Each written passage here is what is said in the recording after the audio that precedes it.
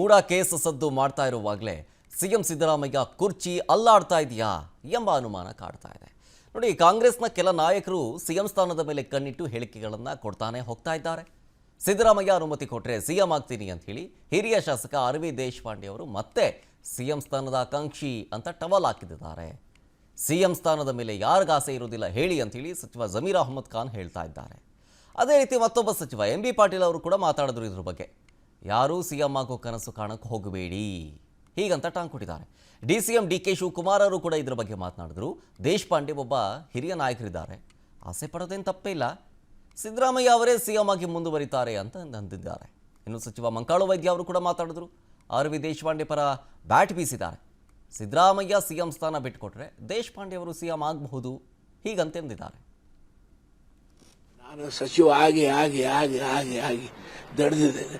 ಆದ್ರೆ ಈಗ ಮುಖ್ಯಮಂತ್ರಿ ಆಗ್ಬೇಕು, ಸಚಿವ ಏನಾಗಬೇಕು, ನನಗೆ ಆಸೆ ಆಗಿರ್ಬೇಕು, ನಿಮ್ಮಂತ ಜನರಿಗೆ ಆಸೆ ಅದೆಲ್ಲ ಆಗ್ಬೇಕು. ನೋಡಪ್ಪ, ಲೈಫ್ದಲ್ಲಿ ಎಂಬಿಷನ್ ಎಲ್ಲರಿಗೂ ಇರ್ತದೆ, ಇರೋದ್ರೇನೋ ಅದ್ರ ಹಿಂದೆ ಉಳ್ಬಾರ್ದು.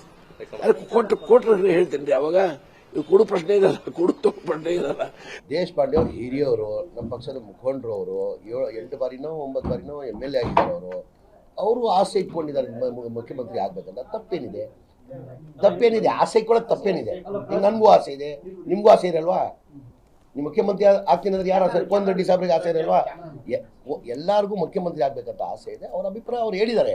ದೇಶಪಾಂಡೆ ಅವರು ಹಿರಿಯವರು, ನಮ್ಮ ಪಕ್ಷದ ಮುಖಂಡರು. ನೋಡಿ, ಅದು ಯಾರೋ ನೀವು ಕೇಳಿದ ಪ್ರಶ್ನೆಗೆ ನಾನು ಹಿರಿಯದೇನಪ್ಪ, ನಾನು ಯಾಕೆ ಮುಖ್ಯಮಂತ್ರಿ ಇರಬಾರ್ದು? ಸುಮ್ಮನೆ ಅವರು ಆರ್.ವಿ. ದೇಶಪಾಂಡೆ ಅವರು ಸುಮ್ಮನೆ ಕ್ಯಾರಿದ್ರು ಮಾತಾಡಿದ್ರು. ಯಾಕೆ ಸುಮ್ಮನೆ ಸಿಎಂ ಅವ್ರಿಗೆ ಹಿನ್ನಡೆ ಆಗೋ ಪ್ರಶ್ನೆನೇ ಬರಲ್ಲ. ಮೂಡದಲ್ಲಿ ಅವ್ರು ಭಾಗಿಯಾಗಿಲ್ಲ, ಪದೇ ಪದೇ ಹೇಳ್ತಾ ಇದೀವಿ. ಅವರು ಈ ಕೇಸ್ನಿಂದ ದೋಷ ಮುಕ್ತವಾಗಿ ಹೊರಬರ್ತಾರೆ.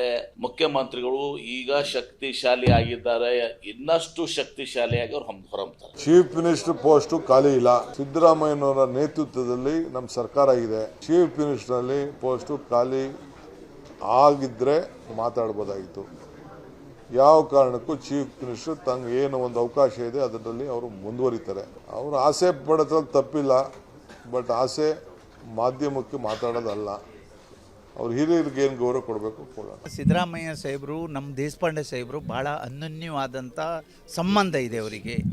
ಅವರು ಏನು ಹೇಳಿದ್ದಾರೆ ಏನೋ, ಹೆಚ್ಚಾಗಿ ಸಿದ್ದರಾಮಯ್ಯ ಸಾಹೇಬರು ಹೇಳಿದ್ದಾರೆ ಏನೋ, ನೀನೇ ಆಗಪ್ಪ, ನನ್ನ ಫ್ರೆಂಡ್ ನೀನಾದರೂ ಒಳ್ಳೆಯದು ಅಂದೇಳಿ ಹೇಳಿರಬೇಕು.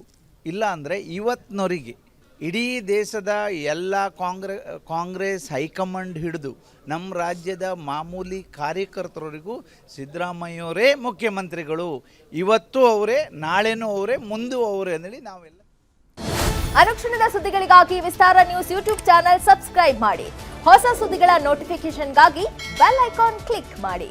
ಲೇಟೆಸ್ಟ್ ಅಪ್ಡೇಟ್ಸ್ಗಾಗಿ www.vistaranews.com ವೆಬ್ಸೈಟ್ಗೆ ವಿಸಿಟ್ ಮಾಡಿ. ಅಂಗೈಯಲ್ಲೇ ಜಗತ್ತಿನ ಸುದ್ದಿ ತಿಳಿಯಲು ವಿಸ್ತಾರ ನ್ಯೂಸ್ ಕನ್ನಡ ಆಪ್ ಡೌನ್ಲೋಡ್ ಮಾಡಿ.